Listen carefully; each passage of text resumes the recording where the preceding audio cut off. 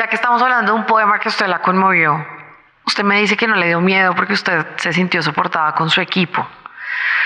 Pero trate de contestarme esa pregunta pensando solamente en usted. ¿Usted en algún momento sintió miedo por usted como ministra? Como el talante que hay que tener, esas peleas que hay que tener afuera, yo imagino que todos los gobiernos tendrán que tener batallas. Que llegué creyendo que podía dedicarme exclusivamente a la gestión, en lo cual me siento muy cómoda. Y luego entonces me di cuenta que era un rol mucho más político y que tenía que dar unos debates en los que tal vez no me siento tan cómoda exponiéndome porque no suelo tener ideas y posiciones tan radicales.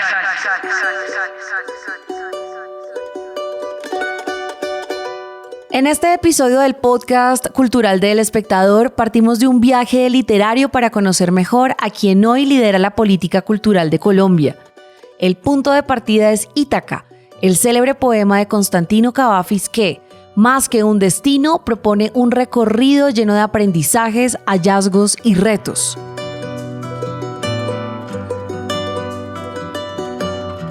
Inspirados en esos versos, conversamos con la ministra de las Culturas, las Artes y los Saberes para explorar las Ítacas de su vida, las que ha encontrado, las que aún busca y las que se cruzan en su gestión pública. Entre reflexiones sobre la cultura, su papel en la transformación social y las tempestades que enfrenta, esta charla abre una ventana íntima y humana a su recorrido personal y profesional.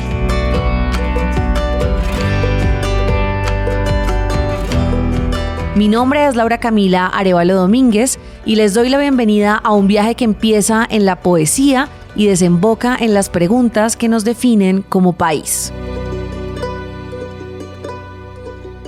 Lo escuché y lo leí no hace mucho, Laura.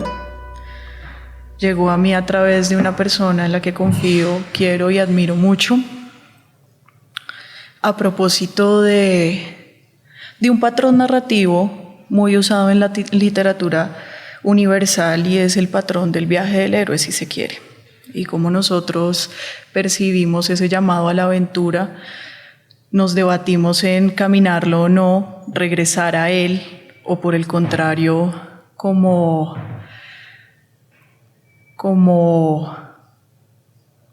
huyentes de nuestra nacionalidad, de nuestro origen, decidimos nunca regresar y perdernos en el abismo del viaje de la vida. Entonces, un poco Ítaca representa ese inicio y ese retorno de todo viaje del héroe o de la heroína que emprende en su vida. Usted nació el 12 de marzo del 93, usted es un año mayor que yo. Y yo pensaba mucho en que a mí me parece que el reto, es que yo ni siquiera lo puedo mencionar, me parece un reto realmente inmenso el que usted tiene ahora. Y ya que hablamos de Ítaca, yo quiero que vayamos justamente al pedido del poema, que es como un camino largo, ¿no? Como una ilusión más bien una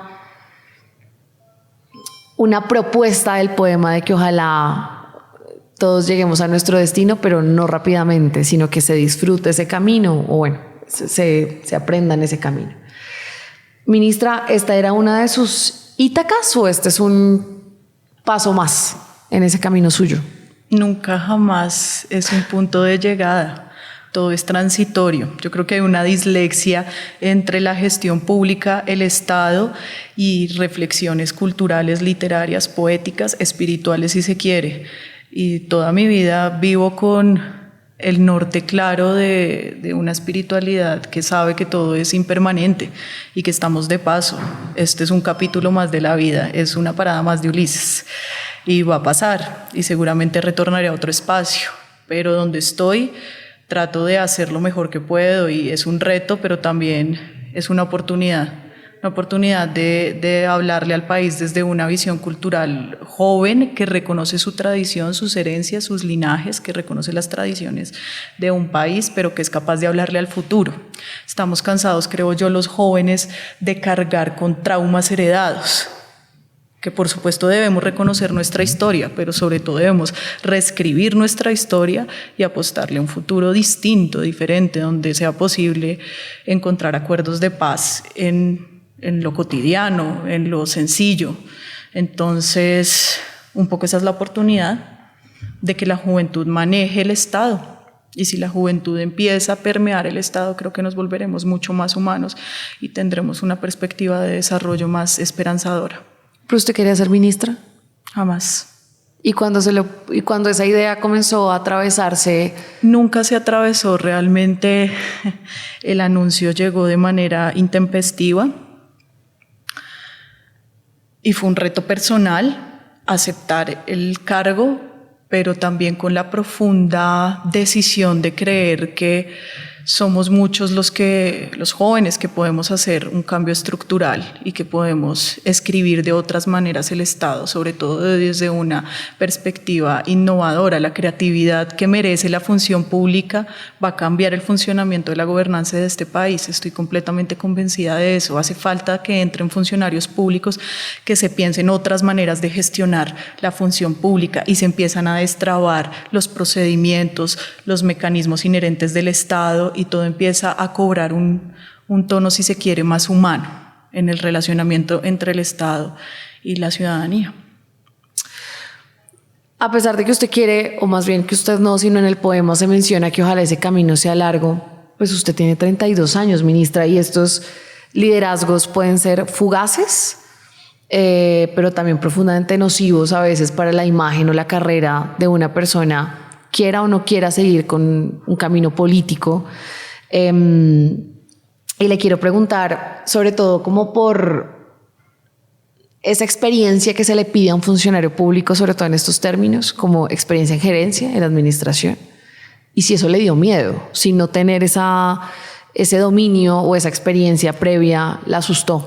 Sí, mira, Laura, primero yo creo que a propósito del largo viaje y del momento en el que me estoy gestionando ahora, es creer que ese viaje se reduce solo a la posición o al cargo profesional que se ocupa. Es un poco creer que el progreso está asociado exclusivamente al éxito profesional.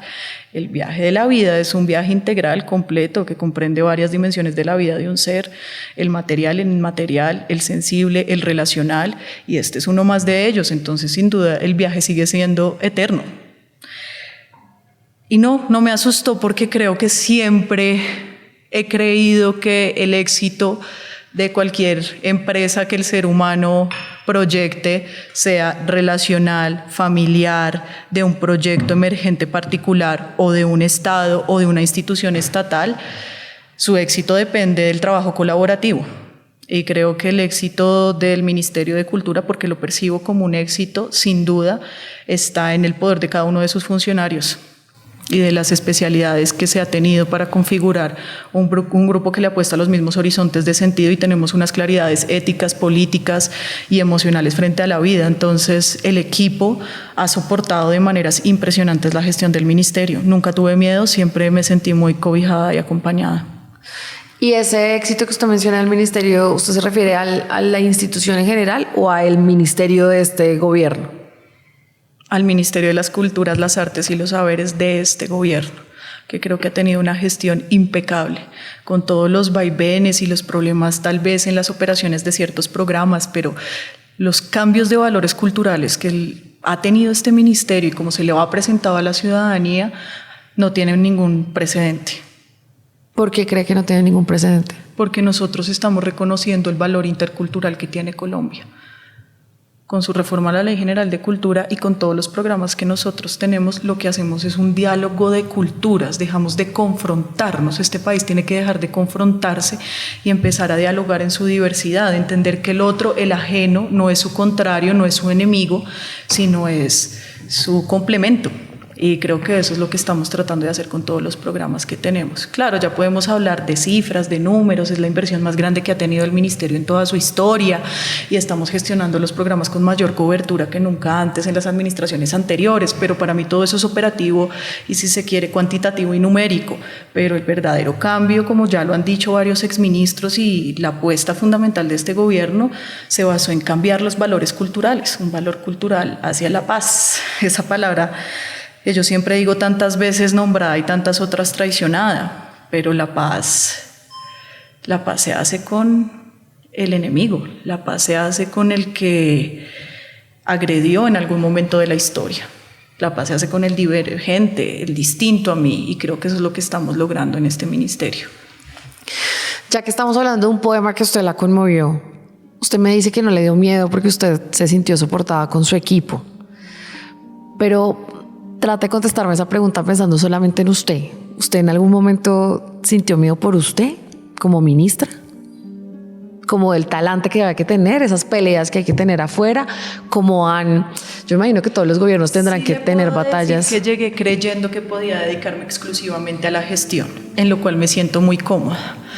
Y luego entonces me di cuenta que era un rol mucho más político y que tenía que dar unos debates en los que tal vez no me siento tan cómoda exponiéndome, porque no suelo tener ideas y posiciones tan radicales. Suelo estar siempre en el medio de las aguas o en el río de las orillas. Entonces para mí es muy complicado posicionarme frente a ciertos temas que creo que no son tan sencillos como las ideas bipolares o la idea del mundo bipartidista. Yo creo que el ser humano es mucho más complejo, pero en el embate público es muy difícil complejizar las conversaciones porque todo se personifica y porque hay unos relatos ya muy instituidos y polarizados, y todo lo que no se ha radicalizado no se entiende o se percibe como una enajenación del discurso.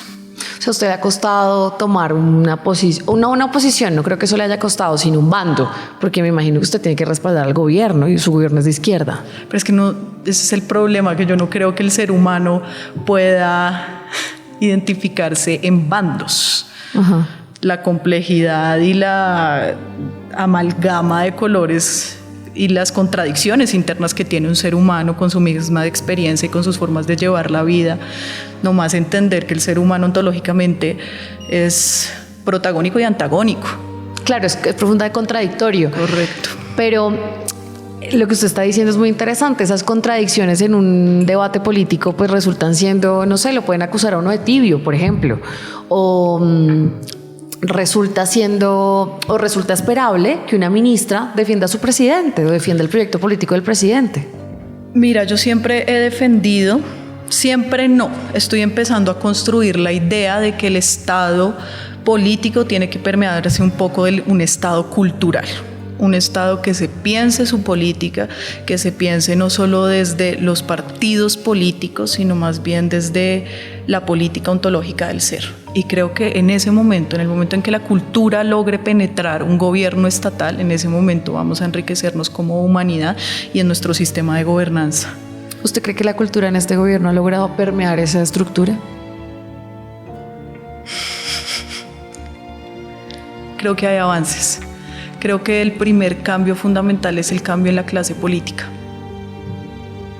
Y es entender que no solo los grandes linajes tienen derecho a gobernar, ni son los mejores y más capacitados, que la sensibilidad, que los artistas, que los sociólogos, que los antropólogos también pueden ordenar un país, pensarse un país, no solo desde la gestión, sino desde la sensibilidad. Yo también creo, y acabo de reconocer que yo creo cosas, que un sociólogo puede, mejor dicho, que es una buena idea que un integrante del sector cultural lidere una cartera como estas. Pero hay quienes piensan que esa experiencia, y no le voy a hablar solamente de este cargo, sino la experiencia gobernando, ya que usted estaba hablando de los linajes y de lo que estamos acostumbrados a que nos gobierne, pues sí se necesita, porque justamente la gran crítica al gobierno, en este momento el presidente Gustavo Petro, es que no tiene experiencia, que la izquierda no tiene experiencia gobernando y por eso le ha ido mal, según la opinión de los demás. Esa no es mi función. ¿Usted qué piensa? Yo pienso que esa es una lectura bastante parcializada. Ajá. Porque es creer que como no hay funcionarios que han estado y que tienen la expertise gerencial del gobierno, ergo van a fallar en su gestión. Y lo que ha demostrado este gobierno en distintas carteras es que ha respondido y ha gestionado los programas desde distintos espacios. Como nunca antes un Ministerio de Agricultura hace restitución de tierras a los campesinos, como nunca antes en la historia se hacen ofertas y estímulos nacionales e internacionales como lo va a hacer el Ministerio de Cultura, como nunca antes se están entregando las infraestructuras de educación, como nunca antes los equipos básicos de salud están llegando a los territorios excluidos. Entonces es una falacia mediática, si se quiere. Claro, tenemos muchas falencias al interior del Estado, pero no creo que sean por la gestión, creo que es más por un embate político mediático que se está dando. Ministra, ¿usted por qué terminó en las artes? Claro, yo sé que usted hizo una maestría en formación dancística y que se convirtió en profesora, ¿se dice así el título? Maestra es el título perdón, oficial, pero bueno. En artes escénicas. De aquí a ser un maestro. Y eso no es lo que me interesa, digamos, el título. Lo que yo quiero saber es usted por qué terminó en las artes, cómo llegó a tomar esa decisión de formarse en ello y además cuál fue esa mirada original, cuándo fue que usted entendió que las artes iban a ser el lugar en donde usted iba a desarrollarse como persona. Bueno, yo creo que como todo adolescente nos dejamos llevar por la corriente emocional de nuestros momentos. Sin embargo, me di cuenta que fue ese espacio en donde podía dudar. No quería tener certezas de la vida y frente a la vida, sino tenía muchas preguntas. Y sigo así en la vida, teniendo todavía muchas preguntas, siempre en la búsqueda de las respuestas, pero en un viaje a Ítaca en el que no me interesa llegar al puerto, sino seguir habitando la duda. Y las artes no es más que eso, es la constante búsqueda de la verdad y de la manera de habitar el mundo. Y por eso creo que es un espacio en el que me siento absolutamente cómoda. ¿Por qué la danza? Porque es un lenguaje universal, es un lenguaje que trasciende las nacionalidades, las identidades, y es ese espacio en donde nos podemos encontrar entre una interculturalidad un poco más general. ¿Le ha parecido difícil ser ministra de Cultura en un país tan binario como este? Ministra de Cultura, porque de claro, culturas. de las culturas, los artes y los saberes, tiene razón. Pero ¿le ha parecido difícil? Porque además usted me está hablando de unas contradicciones que son muy interesantes cuando uno en escenarios que justamente no sean tan polarizados, en donde no haya un debate además tan lleno de intereses que van mucho más allá del bienestar común, pues me parece complicado. ¿A usted le pareció difícil? Laura, en absoluto. ¿No? En absoluto, porque el binario es el Estado. El país es todo lo polifónico que tú te puedas imaginar. Si tú te recorres y te conoces desde el Caribe colombiano hasta la Amazonía en el sur de nuestras selvas, tú te das cuenta que la pluridiversidad de expresiones culturales, de creencias religiosas, étnicas, místicas, de las danzas, de los cantos, de las formas de entender, bailar, cantar el mundo son múltiples. El día que el Estado entienda que somos un Estado pluricultural, ese día nuestro modelo de gobernanza va a cambiar. Y si somos mayoría en eso que usted está diciendo, porque es que resultamos en este bucle. Porque no tenemos una política, no tenemos una conciencia de lo que es la política estatal. Entonces los artistas y los cultores, por nuestra naturaleza, justamente nos alejamos de los modelos de entendimiento del Estado y no nos interesa acercarnos, ni mucho menos penetrar, ni habitar los espacios del Estado. Y yo creo que es hora de que los cultores y los artistas, y creo que este es un buen precedente, empecemos a entender cómo funciona el modelo estatal para poder cambiarlo.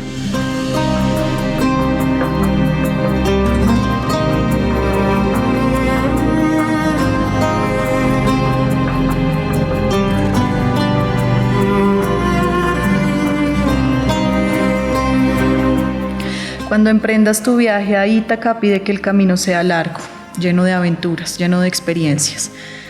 No temas a los lestrigones, ni a los cíclopes, ni al colérico Poseidón. Seres tales jamás hallarás en tu camino. Si tu pensar es elevado, si selecta es la emoción que toca tu espíritu y tu cuerpo. Ni a los legistrones, ni a los cíclopes, ni al salvaje Poseidón encontrarás, si no los llevas dentro de tu alma, si no los yergue tu alma ante ti. Pide que el camino sea largo, que muchas sean las mañanas de verano en que llegues, con qué placer y qué alegría, a puertos nunca vistos antes. Detente en los emporios de Fenicia y hazte con hermosas mercancías, nácar y coral, ámbar y ébano, y toda suerte de perfumes sensuales, cuantos más abundantes perfumes sensuales puedas. Ve a muchas ciudades egipcias a aprender de sus sabios. Ten siempre a Ítaca en tu mente.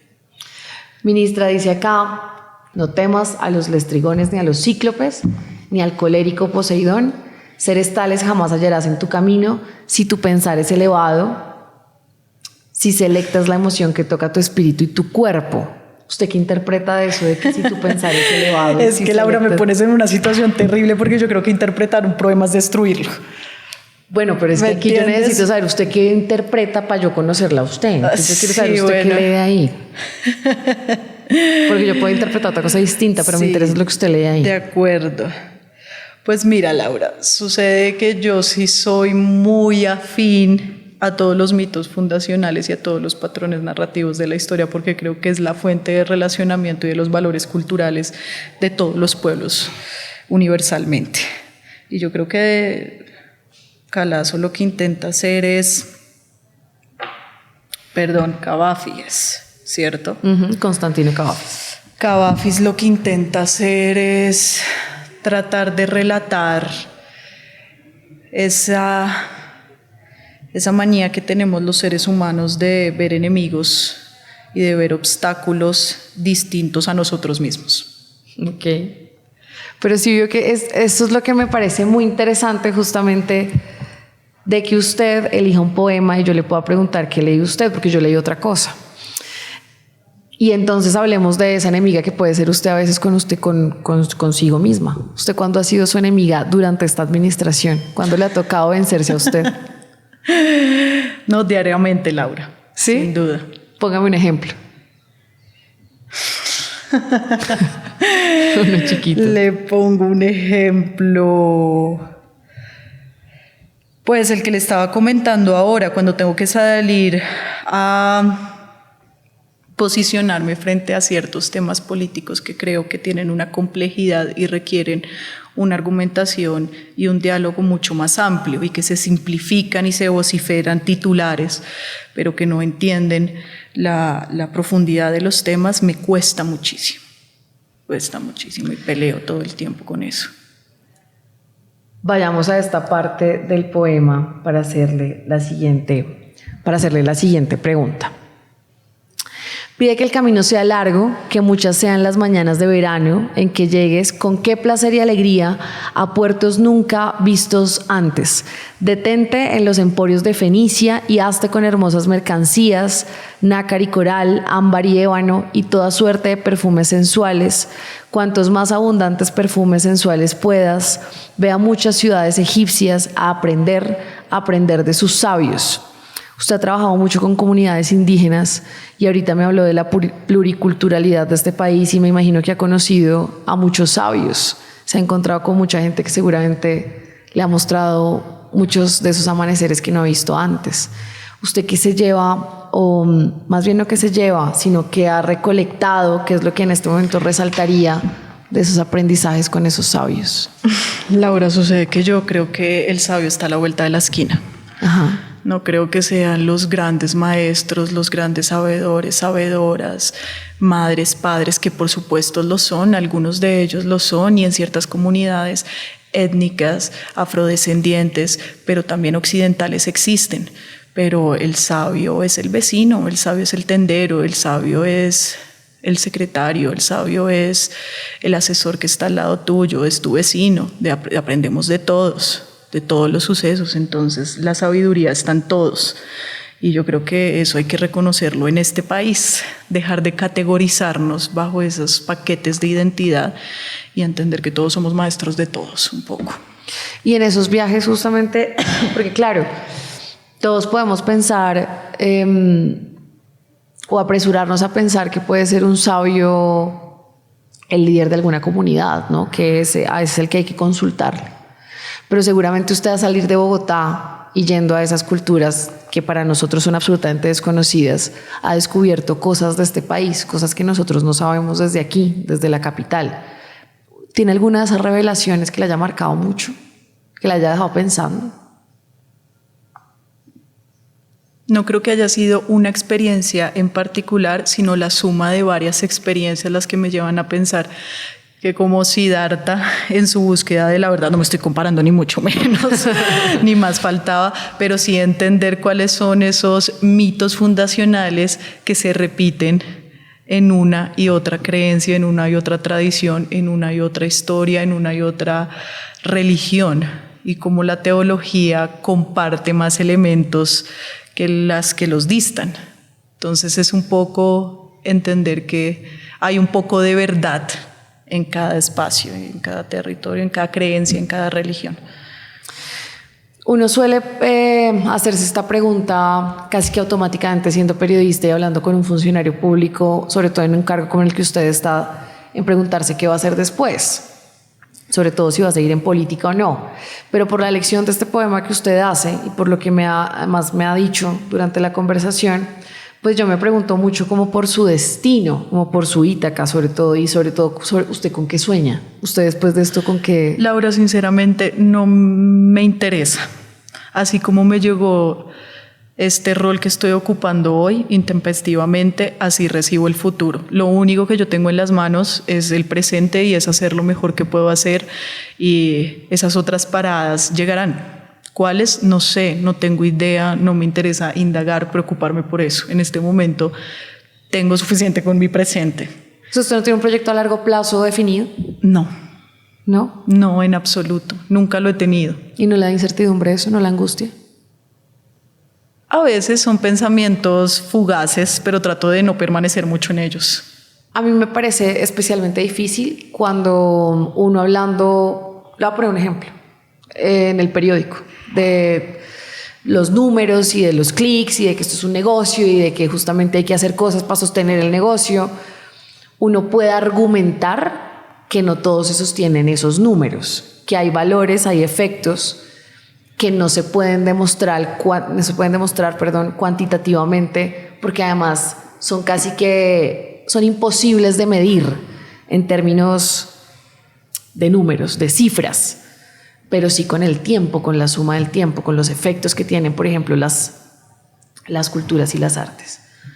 Entonces ayúdeme a contestar, más bien contésteme usted esta pregunta a mí, porque yo creo que digamos, una de las obsesiones mías y de la sección de Cultura del Espectador es justamente poder intentar argumentar o llenarnos de razones cada vez más sobre por qué creer en las artes, porque es que uno tiene que tratar de, yo no sé si la palabra sea convencer, pero sí insistir en que ahí se descubren, en que hay una alternativa y que después de descubrir eso es muy difícil devolverse. Eso que hay ahí, porque es que lo defendemos tanto.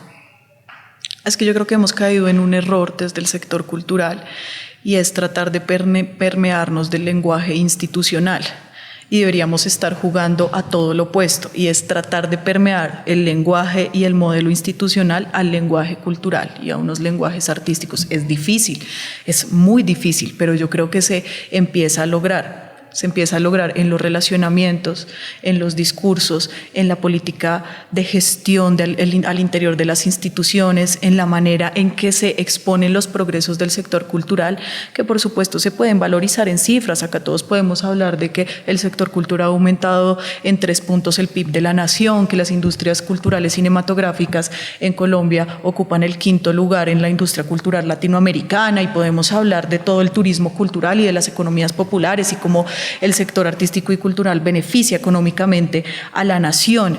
Sin embargo, yo creo que nuestro trabajo es mucho más profundo que eso, y no va a ser fácil que la gente lo asuma, pero ese es el gran reto de artistas, si te has dado cuenta, que se han sentado en esta mesa, en este gobierno, porque todos provienen del campo de las artes. La maestra Patricia Ariza, que era directora y actriz de teatro, el viceministro en su momento Zorro, músico, el exministro Juan David Correa, que viene del periodismo y de las letras, y en este caso un artista de las artes vivas.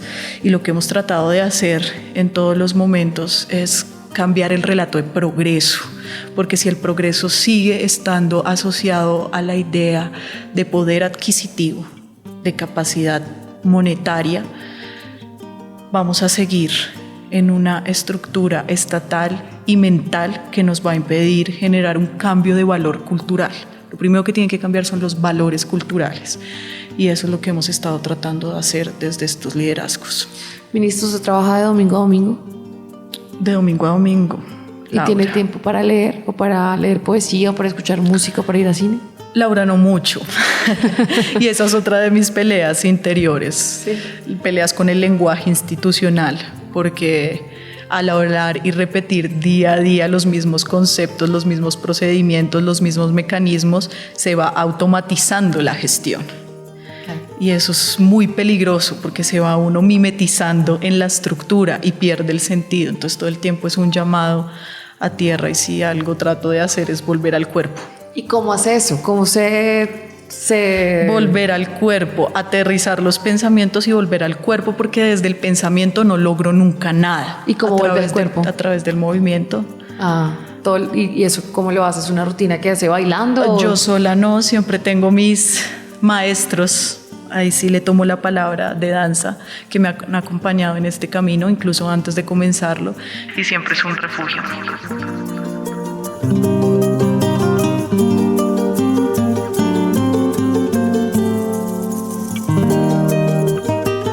Gracias por acompañarnos en un capítulo más de El Refugio de los Tocados, el podcast dedicado a las conversaciones y las artes que hacemos desde El Espectador. La edición estuvo a cargo de la unidad de video. Los invitamos a seguir la cuenta que El Refugio de los Tocados tiene en Spotify y a escuchar los capítulos anteriores en el canal de YouTube de El Espectador. Mi nombre es Laura Camila Arévalo Domínguez, soy periodista y conductora de este espacio. Los esperamos dentro de 15 días para otra conversación basada en algún poema, en una película o en una canción.